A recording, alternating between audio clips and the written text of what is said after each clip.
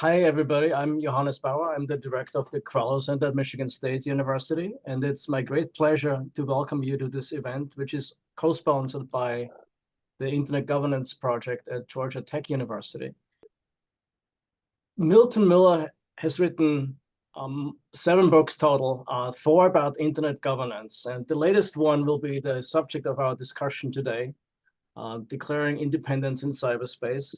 It's in some ways, I think it's a unique book because he writes it as somebody who was involved for many, many years and many, many roles, as a member of ICANN, where he, among other things, co-founded the Non-Commercial Users Constituency, bringing the civil society voices into ICANN. He founded the Internet Governance Project with others when he was still at Syracuse University in the early 2000s. And so he has in many ways been a participant observer of the transition that he will talk about today. But he has also been an advocate, which I think is a unique standpoint for a researcher to write a book from, right? I mean, in favor of a globalist, democratic, open internet, a position that he brought to those organizations and his involvement with research. So as a researcher and an advocate, he brings a very unique, deep perspective to the issues of ICANN. And he talks a really fascinating story, right? That has like a classical story, has protagonists and antagonists, and has has conflicts and resolutions, a beginning, a middle, and an end, and perhaps a future that we'll explore perhaps as a part of our discussions. So welcome, Milton. I don't think I have to introduce in more detail. You are a professor at Georgia Tech University in the School of Public Policy. And then we have as 2 discussants, first Marília Maciel, who is now at Diplo in Strasbourg in France, where she works on internet governance and other issues. She is formerly a director of digital trade and economic security. Before Diplo, she worked for the Getulio Vargas Foundation in Rio de Janeiro. And I mean, I assume that Brazil will feature prominently in Milton's story too today. And then finally, last but not least, and I'm really happy to see him, Bob Cannon, a veteran internet policy analyst with a long history of research and policy work at the Federal Communications Commission, where he was associated with what was used to be called the Office of Strategic Planning and Policy Analysis for a long time, but also at the National Telecommunications and Information Administration, where he worked for the Office of Policy Analysis and Development, OPAD, which actually still exists in that form. So welcome all 3. I'll open it up to you, Milton, for an opening presentation. Then we'll have Marília and Bob as discussants, maybe a little back and forth between the 3 of them. And then we would like to open it up to all of you. In the meantime, please use the chat if you want to sort of contribute or post questions. And this is run as a Zoom meeting, so you can each speak up if you wish. We would love to record both the presentation, the discussion, and the Q&A. And so if one of you has cold feet, maybe don't speak up, just put it in the chat. But I think it would add to the liveliness of the exchange. So Milton, the floor is yours. The virtual meeting is yours. All right. Well, let me thank you, Johannes, and the Quello Center for co-sponsoring this with us. And I really appreciate the chance to kind of exposit the book in a way that gets some reaction from people who really have important forms of knowledge and opinions about the whole event. I'm going to share the screen now, and I will go into my presentation, make sure everybody can see this. So this is the book, and I realize, one of the reasons I was happy to do this is that many people will see this presentation as a substitute for the book, as the economists say. And so I will do my best to tell you what it's about, and then you won't have to buy it and actually read it. You can just, or maybe you will be so interested that you will actually get your hands on it and read it. So let's begin with what I call the showdown. So what was the independence that I'm talking about? Well, at some level, it was the independence of the Internet Corporation for Assigned Names and Numbers from the United States government. But at a more fundamental level, it was about whether the Internet community can be self-governing, whether the problem of governing a global communications infrastructure can in some sense be taken over by a new population that governs itself. And that's what I found so interesting. And in that sense, it's also a story about the clash between nationalism and globalism in communications governance. And so I start the book with sort of a recount of this showdown that took place in September of 2016. It was led by one of the rising Republican populists, Ted Cruz, and he after the decision of the US government, which was, of course, under the Obama administration at the time, to liberate ICANN from US government oversight and control, they decided to make an issue of it. And you see here some of the slogans that they used. The internet is ours, it's American. We're giving away the internet. Russia and China will take over, or the ITU will take over, and other claims like, it was our government's oversight that protected free expression on the internet, and all that would be lost after the transition. So let's go back now and talk about what kind of governance we're even talking about, because I found that it really came home to me in writing this book that we were talking about a very specific and very narrow form of governance, which is rarely correctly identified in the ongoing 20 years of dialogue. And that is, what we're governing is a set of registries. And those registries are necessary in order to have unique identifiers, names, numbers, and other kinds of parameters in a protocol, such as port numbers. And if you don't have those coordinated on a global basis, then it would undermine the interoperability of the internet. And that is kind of sets in place the fundamental problematic of what some people call narrow internet governance, or the internet governance focused on the problems of ICANN and the internet registries. So many times we've had this debate about whether this is a purely technical coordination process or whether it is a more political or policy-oriented process. And of course, I think in looking at this closely in this book, I came up with the correct answer, which is that there is a strong technical element of it. The governance problem is embedded in the management of a registry, but there is no escaping the role of policy in registry governance. You have to make certain decisions about what gets into the registry, who is allowed, what information you have about those people. And so there are important policy decisions. And the policy decision that really blew this up into an ongoing global policy process was the question of, should we add new top-level domains to the root of the domain name system? And you see here a little cartoon of John Postel. He was pretty much the person that the internet technical community recognized as being responsible for those decisions.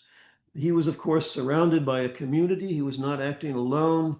But fundamentally, those decisions, those policy decisions, were in the hands of the technical community. And the question of new top-level domains raised the stakes of that decision so much that the legitimacy and capability of the internet technical community to make those decisions by themselves was broken. The trademark people wanted to input, business people wanted an input, lawyers started suing people about this, business people wanted to enter the market. So you had all of these questions, and really the idea that a single computer scientist at the University of Southern California could make these decisions by himself was simply broke down. Now, so far, so obvious. I mean, that story has been told many times in many different places, including my first book about this, Ruling the Root. But what didn't happen was a full coverage of the way in which we got to ICANN. So we had this international set of meetings about who is going to replace John Postel, or who is going to be the new IANA, who is going to govern the internet registries. And over a series of very contentious meetings, which apparently is where I met Bob Cannon in 1998, there was a consensus. I mean, it was a little rough around the edges, but fundamentally everybody agreed there's going to be a new institution. It's not going to be the US Department of Commerce. It's not going to be the ITU. It's going to be a completely new institution, which will be organized as a private nonprofit.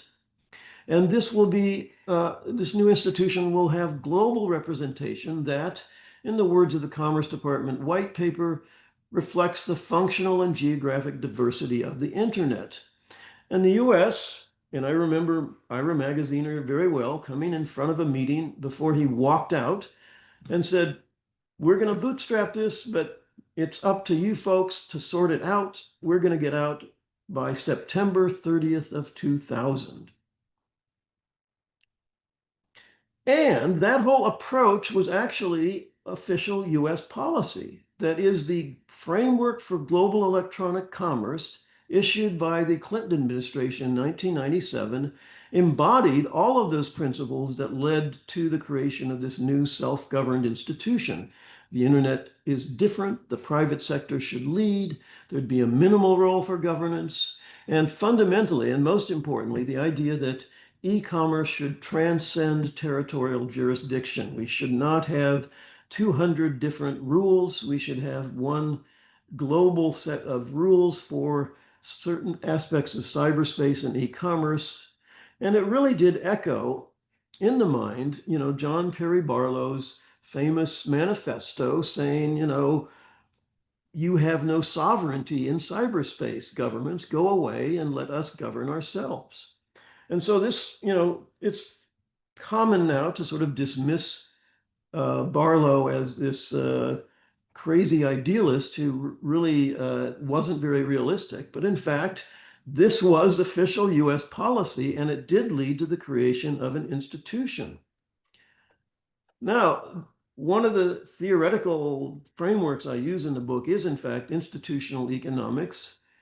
And this book should make it clear to anybody how institutionalization takes place and how difficult it is, particularly when you're operating on a global scale with a very heterogeneous population. So when you ask, why didn't the US get out in September of 2000, it becomes very clear. And some people sort of hint that, oh, it was 9/11 or something. It wasn't. It was absolutely not 9/11 or anything of that sort. It was because ICANN was a mess. ICANN was not stable. It was not forming predictable policymaking methods. People would bypass ICANN and go lobby the US government. There was no strong accountability mechanisms. ICANN succeeded in dodging them for a long time. And also, really, ICANN, this new fledgling institution, was not really able to deal with the big company that ran .com on its own. It had to rely essentially on US Commerce Department pressure on NSI, Network Solutions, to get them to participate in the regime, which was in fact a regulatory regime that would be introducing certain forms of competition to this thing. But there was an even more fundamental reason why the US did not get out, or at least its decision not to get out raised some of these issues, and that was the clash with state sovereignty. So the World Summit on the Information Society, which began in 2001 in terms of its preparatory meetings, and formally went through its two phases in 2002 in Geneva and 2005 in Tunisia, governments around the world were asking these two questions. What the heck is a private California corporation doing making international public policy for the internet? This is, in the minds of most people, not the internet community, of course, but in the minds of most normal state actors, this was a very strange and somewhat undesirable thing. And then even if you thought that there should be a private corporation making public policy for the internet, why was one government in charge of that private corporation? Why did it have life or death power over the IANA contract? Why did it have life or death power over what went into the DNS route? So those were essentially contradictions associated with the maintenance of the US role.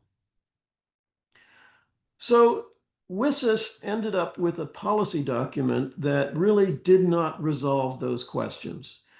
The US stayed in control. We came up with some weird language about, well, we're in favor of multi-stakeholderism, but different stakeholders have different roles and governments should be making public policy. And the US said, we're still not ready to let go of this. So you enter into what I call 10 years of limbo, where there's these ongoing negotiations with MOUs between the US government, and we renewed the IANA contract. GAC is becoming more powerful in ICANN because of the WSIS process, which says that government should be making public policy. We have ongoing tensions. There are still people in multilateral institutions who believe that ICANN's function should be taken over by the ITU or by some kind of multilateral situation. And there are still these concerns about ICANN's accountability, which date back to its origin, were unresolved and in many ways were starting to get worse during the reign of Fadi Chahadi as the CEO of ICANN. So what actually prompted the US government to get out? Well, the book identifies two triggers. One of them was the World Conference on International Telecommunications, where the multilateral institution was trying to rewrite the international telecom regulations. And many people in the US and in the internet community were convinced that the ITU or the UN was trying to take over the internet through the ITRs, which really is kind of a weak argument, but many people were convinced of this. And so for various reasons, which we don't have time to go into, the sort of internet pro-ICANN people, governments, decided they did not like the ITRs and they voted against them, and 89 nations voted for them. And so this scared the US Commerce Department in particular, because the argument that was thrown at them all the time was, well, why shouldn't governments be in control? You're in control of ICANN, you're a government. And so they recognize that there's a contradiction here between their advocacy of so-called multi-stakeholder governance and their role as the supervisor and controller of ICANN. And then right after that, 6 months after Wickett concluded, you had the Snowden revelations, which kind of provided a rather embarrassing exposure of the very powerful US role in surveilling traffic on the internet and sort of discredited states. And so that led to the Montevideo Statement, in which all of the ISTAR organizations, the Internet Society, the regional registries, ICANN, said, we should globalize the IANA. The US should not be in control. And then we had this amazing meeting in Brazil called the NetMundial, which was really, it was like an international organization, but it was not a state-sponsored international organization. The Brazilian government was backing it. ICANN was backing it. The regional registries were backing it, but there was not a formal international multilateral organization, and it was deliberately organized in a way that gave every stakeholder group equal status. And, we came up with some resolutions and common statements that pretty much ratified the idea of multi-stakeholder governance. So this announcement of the transition actually came about a month before the NetMundial and sort of fueled a lot of the interest in it, as well as the Snowden revelation. But here you see Larry Strickling, the NTIA administrator, who was really a big supporter of the multi-stakeholder model, and the person, I think, who was pretty much the point man for making the decision to do the transition. Although, as I describe in the book, the National Security Council, these discussions went all the way up to the US National Security Council. And so he announces that certain criteria for the transition, and that the transition would be essentially run through the ICANN process and its representative institutions.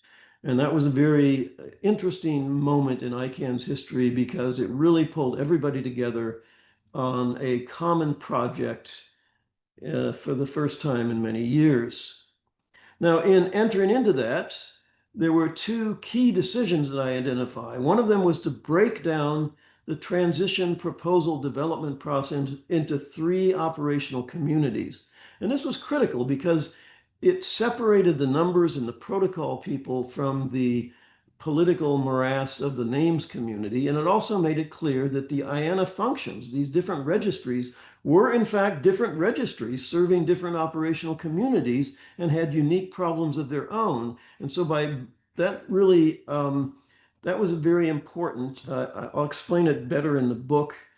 And then the other really critical decision was that the entire ICANN community said, hey, before the US government exits its supervisory role, ICANN has to be reformed. It has to have real accountability mechanisms.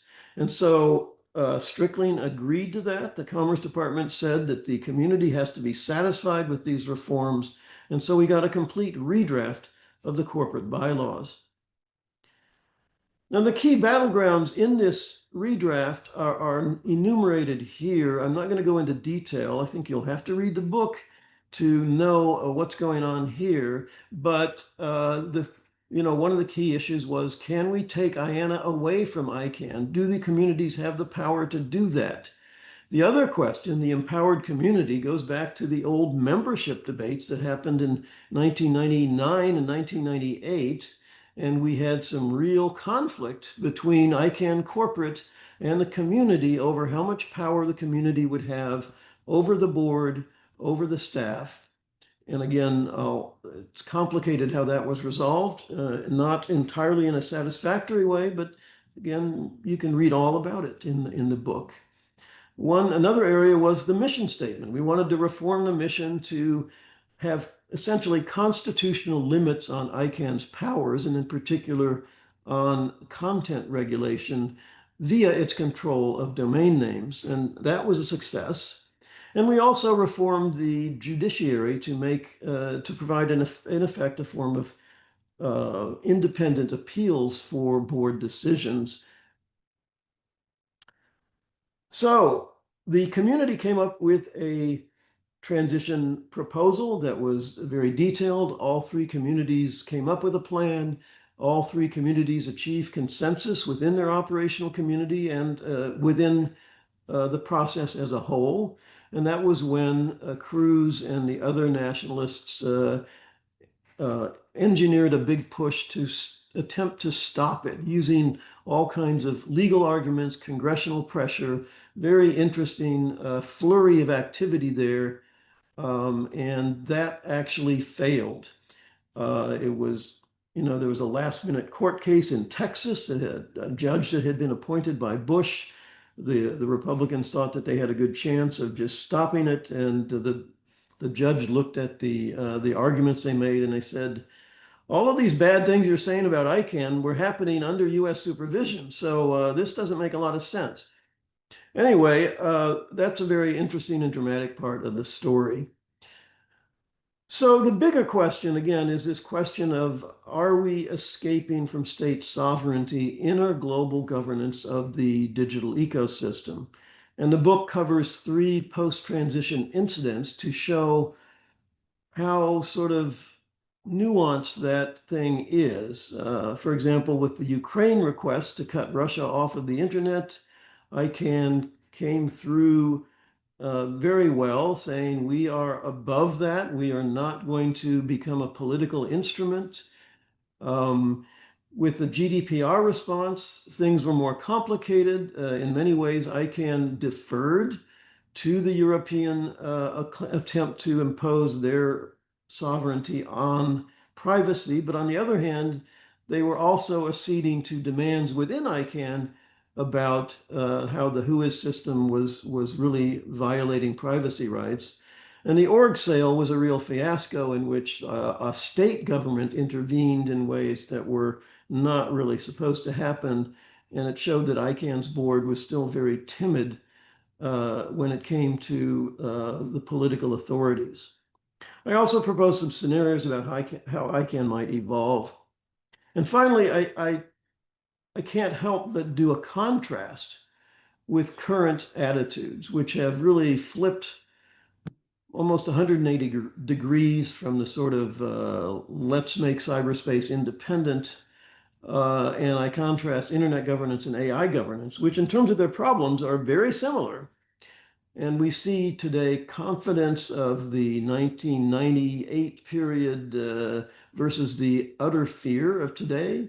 We see the embrace of globalization of the previous era with the nationalism and geopolitical conflict of today. And we see this willingness to embrace governance innovation versus this sort of reversion to state power.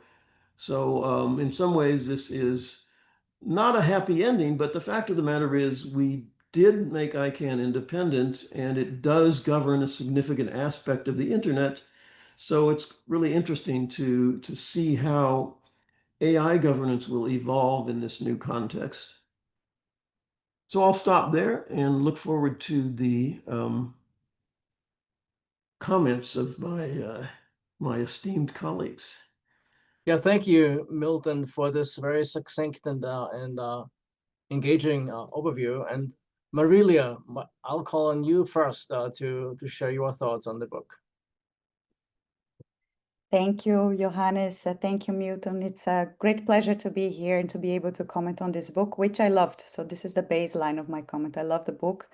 And the first thing that stands out to me is the quality of the narrative, the way that you managed to write a book about a subject that is very much explored in different ways, this tension between government-centered governance and the opposite of this idea, by taking a fresh perspective and choosing to anchor this analysis in the IANA transition. And I think that allowed you to escape the theoretical load of this discussion, and that provided the space, as well as Johannes mentioned before, to create quite a unique piece, considering that you witnessed things that happen and you were a participant. So the narrative kind of falls in between this kind of documentary narrative, well-researched piece, a chronicle, and anthropological participant observation. So my first question to you, Milton, would be about the genre and the methodology that you chose for the book.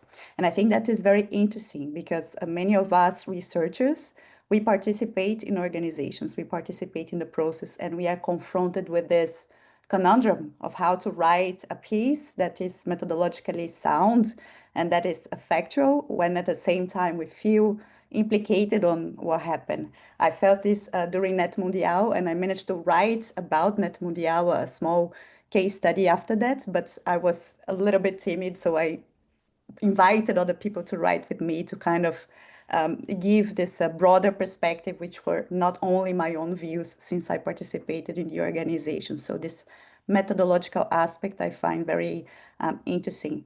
The book, of course, makes an extremely important contribution to filling the gaps in the history, not only of ICANN, but also of the IANA transition, debunking myths that were repeated ad nauseum at the time.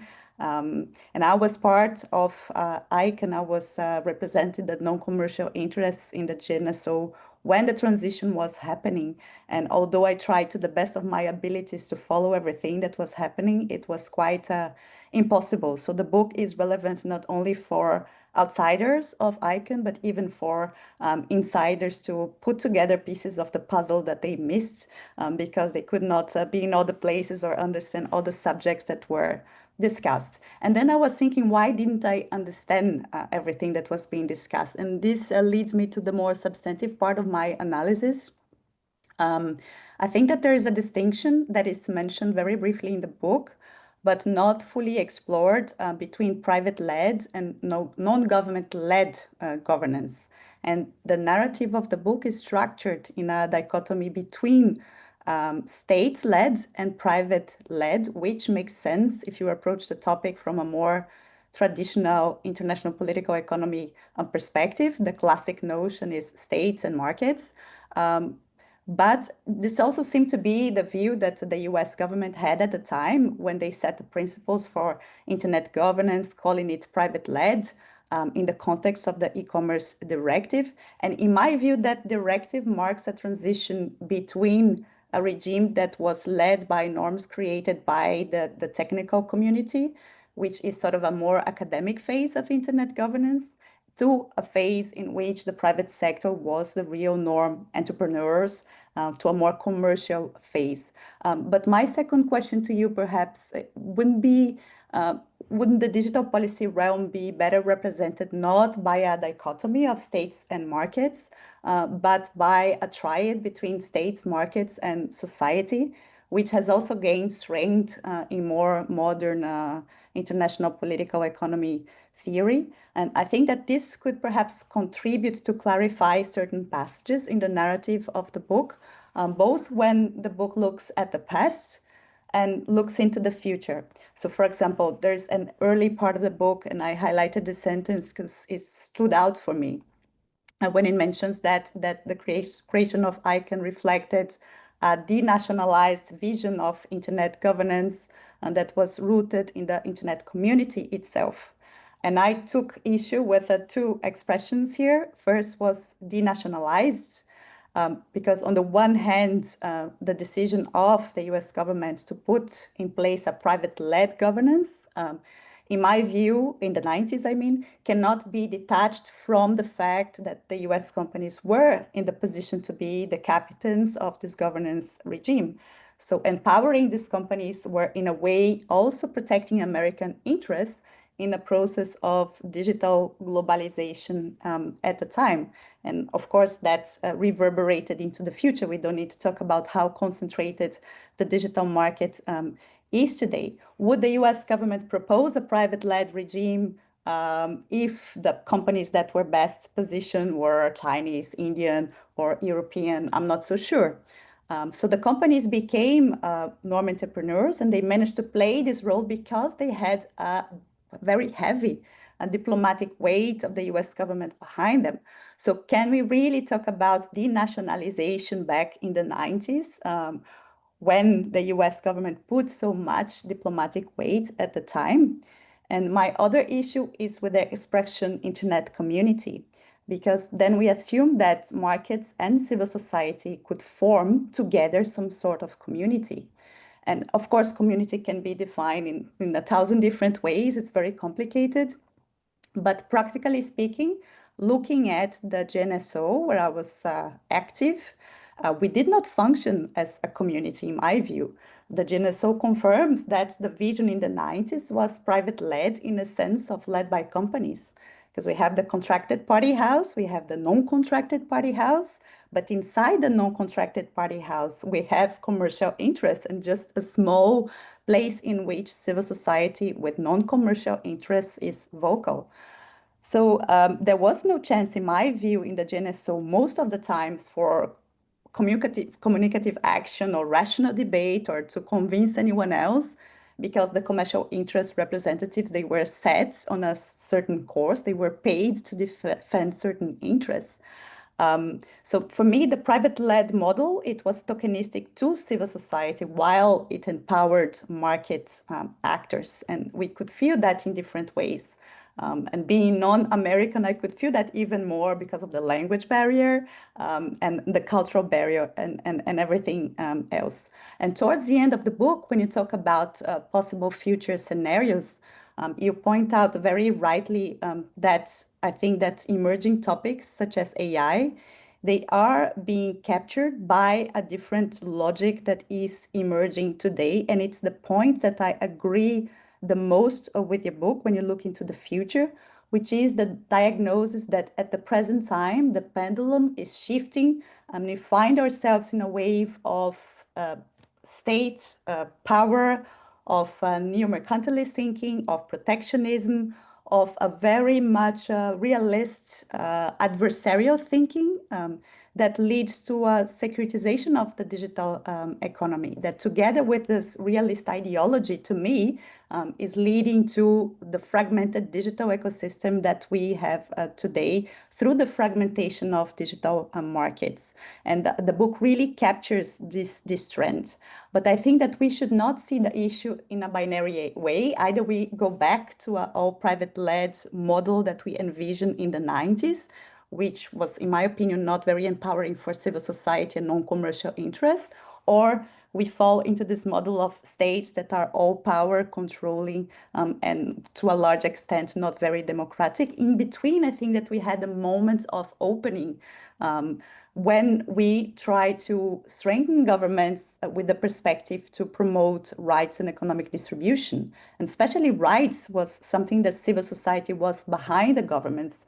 There was a heavy pressure of civil society to get the GDPR in place, or the Brazilian version of the GDPR, or the Marco Civil. So we were making headways, and perhaps the governance structures had to evolve with that. We did not manage to imagine innovative governance structures, which is something that you raise at the end of the book. If we have emerging technologies, why we don't have innovative governance structures? Which don't need necessarily to fall in one or the other. So in summary, just to conclude, I think that there has been no governance arrangement so far that gave priority to seeing this picture as a triad, states, markets, and civil society, and take due consideration of non-commercial concerns. And today, I think that this idyllic notion of a community that called for independence is a bit romantic, maybe, and the independence of ICANN specifically was a bit incomplete if we think about jurisdiction issues that were never tackled in another phase of the accountability reform. And given the fact that we see more and more the US government using jurisdiction and the logic of securitization, militarization to kind of leverage the power over infrastructures and processes. As you mentioned in the book, it's possible that OFAC could intervene in over domain name registry and registrars. That didn't happen. That doesn't mean that will not happen in the future. So yes, we made a lot of progress, and I think you recognize that very rightly in the book. But I think this balance and this triad needs to be more recognized as we look into the future and try to escape the dire scenario that you painted in the end. Thank you. Well, thanks for your thought-provoking comments. And I'd like to turn it over to Bob now for his thoughts and reflections, please. All right, thank you. I feel like a stranger in a strange land. Much of Milton's book is about a federal agency, the National Telecommunications Information Administration, which is on the other side of the city. I spent 30 years at the Federal Communications Commission, and so I'm going to offer some thoughts from a different perspective. The Federal Communications Commission, of course, is a regulatory agency that had at its core the discipline of market power, the market power of telecommunications monopolies and Ma Bell. The FCC struggled with network economics, and it was, as Milton was talking about, was trying to implement the liberal vision of economics, introducing competition into the marketplace. And to that end, in 1984, we broke up Ma Bell. That was the FCC's internet policy. The internet routes around failure, while the internet also routes around economic failure. The internet was being used as a tool to aggressively introduce competition into the communications marketplace. And Milton spends a lot of time, he did it in these slides and talking about why the ICANN transition took so long. An alternative reason, a side reason might have been, but that from the United States government perspective, the internet was succeeding at its policy objective. The internet was introducing competition into the marketplace. It was doing this wildly, and it was taking the pressure off of other things like getting ICANN done. Milton, of course, spends a great deal of the book talking about the multi-stakeholder process. He acknowledges at one point that the multi-stakeholder participation is not revolutionary. Governments gather input from a diverse set of stakeholders all the time, but we're not talking about a politician holding a town hall. That's really not what we're talking about.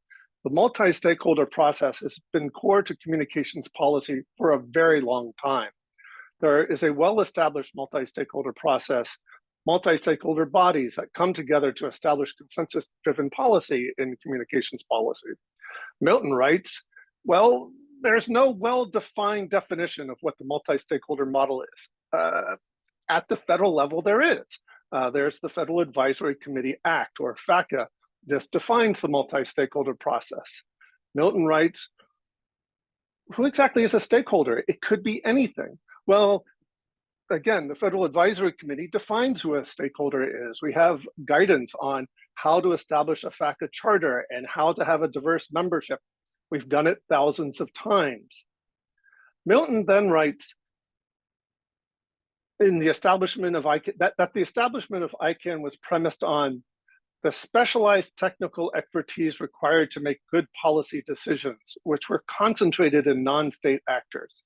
And to this I go, that's the multi-stakeholder process. It has always been the recognition that the regulator is not the network operator. And the regulator has no business telling network operators to turn the knob to 11. At the operational level, policy is best developed by those who have technical expertise. Milton writes about internet governance as independent from established governments and makes a big point of when WSIS moved to the language of multi-stakeholder process, this introduces a backdoor that allows governments back in. Okay, but the multi-stakeholder process has always been a spectrum. It maximizes the expertise of the stakeholders while minimizing the role of the government. It's a bargain. If the government says, achieve this policy goal on your own, and we'll step back and we won't regulate. Achieve, for example, network reliability. In 1981, there was massive network outages all across the United States. There was a report called Asleep at the Switch, done by Congress. And the Federal Communications Commission set up NREC. And NREC was a poster child of the multi-stakeholder process. And basically, the FCC says, achieve network reliability, and that's it. We don't step in any further. And that whole process of NREC acting and coming up with best practices and analyzing when a hurricane comes up the coast and makes spaghetti out of the network has been marvelously successful for achieving network reliability. But of course, things can change. When we say that the internet is unregulated, what we actually mean is that ISPs have not been regulated as common carriers. They don't have to get licenses from the FCC. After decades of turmoil on network neutrality, FCC Chairman Rosenworcel attempted to establish network neutrality on the grounds that nobody could deny. She attempted to establish authority over ISPs on the grounds of cybersecurity. The FCC stated that regulatory authority over the internet was justified because it would give the FCC additional authority to address BGP vulnerabilities. The FCC then went on to justify its need for network neutrality authority on its ability to exercise jurisdiction over the domain name system, over IP addresses, over internet interconnection. Milton writes, there was a growing fear and loathing of the concentration of market power, loss of privacy, and disinformation, which justified angry, defensive policy reactions. The FCC was marching into the space, which we're talking about here. The FCC was marching into the space known as internet governance in order to justify that network neutrality authority was necessary. At the time, I was at NTIA. I had switched sides of the town and gone over to NTIA. I wrote the NTIA comments, and we advised the FCC to rely on the well-established and successful multi-stakeholder process. Specifically with regards to the BGP security, we wrote, internet routing and routing security are complex. As recognized by the National Cybersecurity Strategy, success has been realized through close collaboration between public and private sectors. Working with the expertise of network engineers and operators, the US government has been able to achieve mature solutions to routing security. As recognized by the Declaration for the Future of the Internet, a high level of security of the technical infrastructure of the internet is only achieved by working closely with the multi-stakeholder system of internet governance. The perspective of the FCC was that in multi-stakeholder process, a bottom-up process that leverages the expertise of stakeholders is far superior to the top-down approach of dictating by government disc jockeys like myself, who don't operate networks and don't know how to do it. I noticed John Curran is in the audience. He filed comments in that proceeding, and so did the Internet Society. Milton concludes in his book, one thing our experience with ICANN makes clear is that greater reliance on governance by states would have made all these problems worse without the enablement or the innovation. And I just fundamentally agree with that. That there are, it's a very good model of, focusing on the technical expertise of people who know how to turn the knob to 11 and not pretend that people like me know how to do that. Milton's book is an excellent firsthand historical account of the development and evolution of internet governance. Reading it was a therapeutic walk through the tumultuous times. It really was a good book, and it was as Milton picked up on my joke, I met Milton in, I think, chapter 5 of the book. We all went through many of these things. I did just happen to be in the Ted Cruz, Larry Strickling hearing, and I did get to make some comments to Larry after that hearing. So it's even from arm's length away, it was interesting to read through the history once again. Thank you. Well, thanks, Bob. Milton, did you want to have some short responses to Marília and Bob, or and then I would love to save like 10 minutes for discussion with the audience, if possible. Yeah, I think that would be good. I mean, I think Marília's comments were extremely good and profound and would require maybe a 15-minute discussion. But and Bob, let me start with Bob. So Bob is could be a stand-in for Larry Strickling here. His approach to multi-stakeholderism is exactly the one that that NTIA took. And yeah, I still sort of disagree in the sense that all of these federal agency processes are still within a legal and authority framework in which the government makes the ultimate decision. Yeah, they're getting consultation, and that's wise, and that makes for better policy. And that is, as I say, kind of routine for democratic governance, especially, the one thing when you study the history of US telecoms is how expert the regulatory agencies in the US were in the FCC and the NTIA.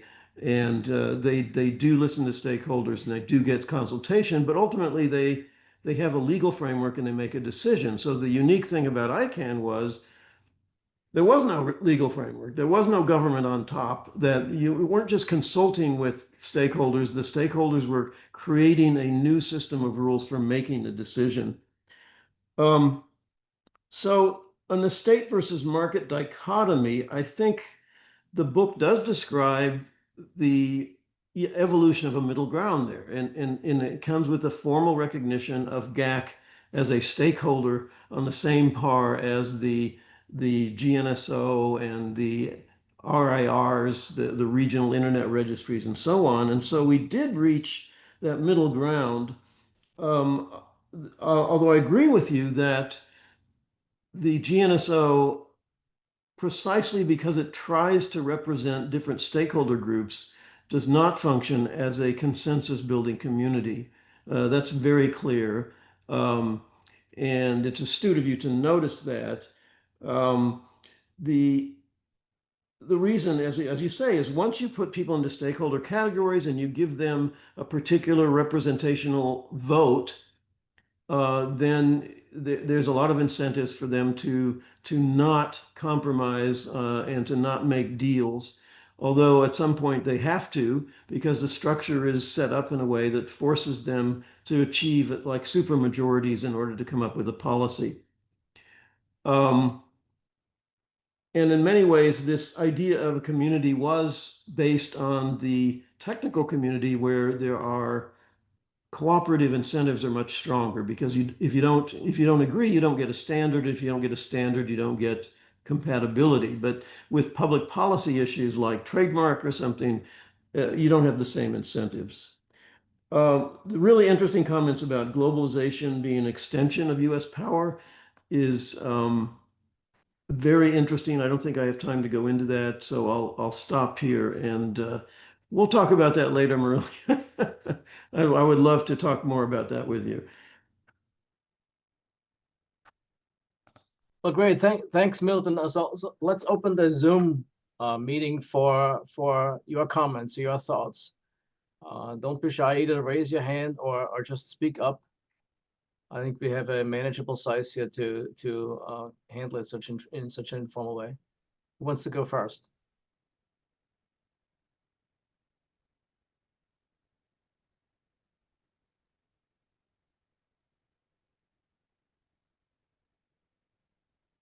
Yeah, John, please.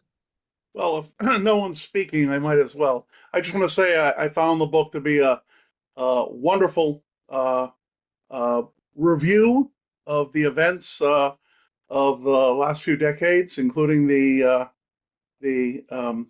rather important Diana stewardship transition. I thought the coverage of it was very well done, and it did a great job explaining the current tension that we see, in that we have a mechanism that was set up predominantly for technical coordination and collaborative technical coordination, which has over time evolved to do more and more public policy related activities. If you look at the activities of the IETF, they're almost entirely technical, not always, but almost entirely, relating on protocol development. And as Milton said, the gold standard for that is communication is achieved, so you know what your measure of success is. The RIRs are an extension of that. The registry system for the numbers is about making sure uniqueness is preserved so that communication can occur. We understand that we need to maintain that, make that work, make sure numbers are available and unique. And so it's pretty easy. We don't do a lot of policy, but you'll see a little public policy creeping in from time to time. When you get to the DNS space, the half of the issues are technical and interoperability, and the mechanisms we use in the multi-stakeholder model have worked very well in letting the DNS system evolve, but at the same time remain connected. There's a group of issues that was introduced in administration of the DNS root zone, having to do with what goes in it and how conflicts with things like real-world entities and trademarks and similar are handled, which are much more public policy related. And while we've made the multi-stakeholder model and the internet institutions work for that, it is true it is a very different model. And Milton has us declaring independence in cyberspace. I'm not sure it's declaring independence as much as going forward bravely. And of course, we're now having a lot of intersection with governments. The fact of the matter is that the internet is not what it was 20 years ago. Its importance to economies can't be understated. And so governments feel they have a natural obligation to fulfill their roles, protecting public interests that would not otherwise be protected. And so I think the book does a great job covering how we got here and the tensions that we now face. And I found it, as I said, illuminating. I actually read it and gave Milton my comments the moment I had it. I think I might have had a copy before he did. Well, thank you, John. Of course, President and CEO of Arian. If my information is still up to date, right? If you want to speak up, maybe say who you are. I know this is a small group. Most know Good each point. other. Yeah, Thank thank you. you. Yes, Thanks very much. John Curran, President and CEO of Aaron. Yeah. Well, I remember long conversations with John during the transition process in which we were agreeing that there was a very clean transition proposal process for the numbers people, although they did have a little bit of pushback. It was like swatted away like a fly, whereas the names situation was so strange because the names community was essentially part of ICANN Corporation and funded by ICANN. So it was like, how do you contract? How does the names community contract with ICANN to decide who runs the domain name root? It's a very bizarre thing, and I cover that in the book. We came up with strange ideas like contract co and so on. But yes, it was John is a one of the OGs of this process too. So the numbers community is a very important check, I think, on the craziness that ICANN could descend into sometimes. So that's good. Well, Milton, let me maybe ask you to elaborate a little bit more on forward-looking scenarios, right? Because you had you mentioned sort of early on in the book and then at the end that some of the lessons might be insightful for other issues such as cybersecurity, AI governance, right? And you're a very, very engaging piece in telecommunications policy just a few months ago on AI as a form of distributed computing, right? But I want to push on this a little bit. I mean, so Sam Altman, for example, the CEO of OpenAI, wrote an op-ed in the Washington Post about a year ago, in July 2024 or something, where he thought that ICANN was a model for AI governance. But I don't think he had the ICANN in mind that you describe here. He had the ICANN in mind before the independence. He had in mind an ICANN of American influence on a global scale. And I'm wondering whether you could elaborate a little bit more on what you see the forward-looking scenarios. You described three.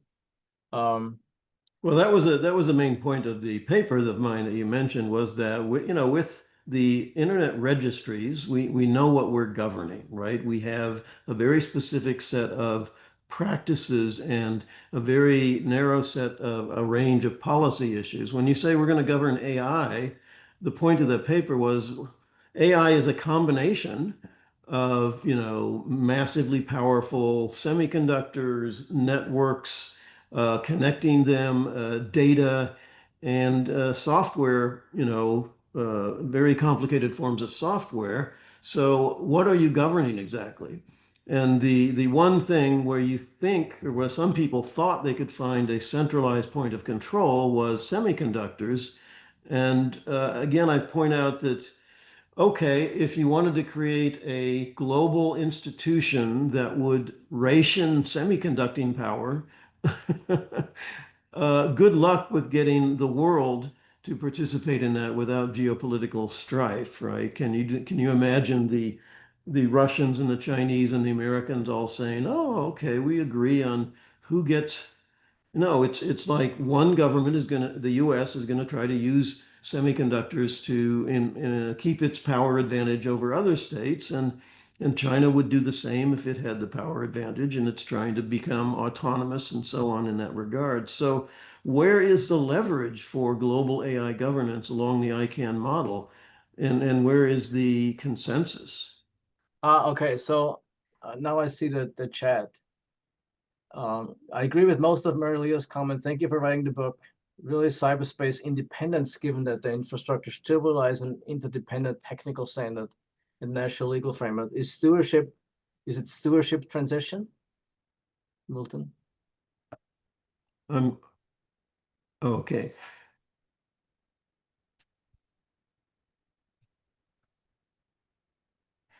Yeah, the U.S. government always wanted to use stewardship transition rather than independence, and I think they liked to sort of downplay the authority structure question, right? It was like, We were just stewards of the root. We were never really running it or ruling it. And of course, that was kind of not true. And we learned that with the XXX controversy and certain other kinds of things. So I would say,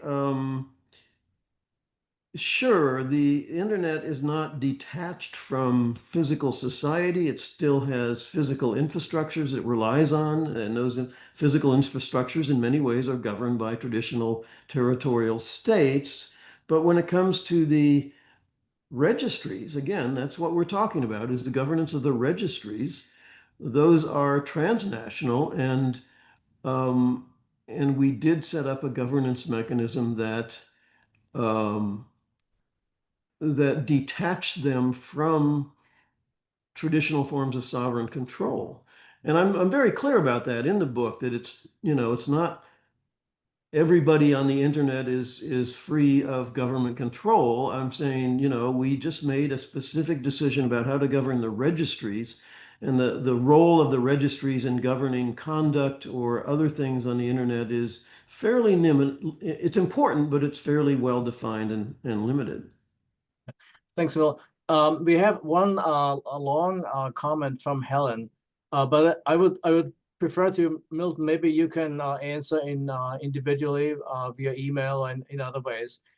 We have reached the end of time, but I would like to call on Marília and Bob, perhaps, for any final thoughts that you had to wrap our session up today. Marília, please. Thank you, Johannes. Just very briefly, I just would like to thank everybody for participating in the discussion and for the questions, and to thank Milton for writing the book. I think it's extremely important. There are so many internet governance discussions that get locked inside mailing lists and in the heads of the people who participated. And for the future researchers, for setting the record straight in some of these discussions, and for us to learn and extract lessons from the past, books like this are essential. So thank you, Milton. Okay, Bob, any I final don't thoughts? really have anything to add other than like complete agreement with that comment right there. Sort of starting all this going, why was I invited to this? And then, you know, Milton starts the book, I'm here to tell a story. And I'm like, yes, that's great. And, you know, it was, as Milton well knows, I think these type of stories are invaluable to the policy process. All right, Milton, any final wisdom?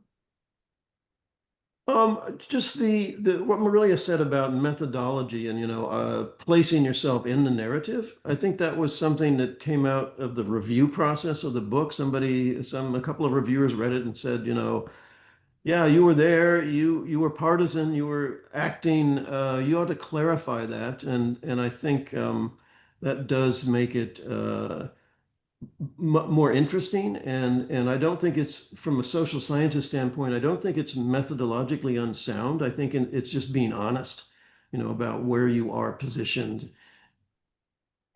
And of course, from a lawyer's point of view, everybody else's recount of the story is hearsay, and yours is the only testimony that actually counts. I think this is all we can do today. Thank you very much. Thanks, Milton. Thanks, Marília. Thanks, Bob, for chiming in, and thank you all for your contributions and presence. Thank you very much. Thank you. Thanks. Thank you.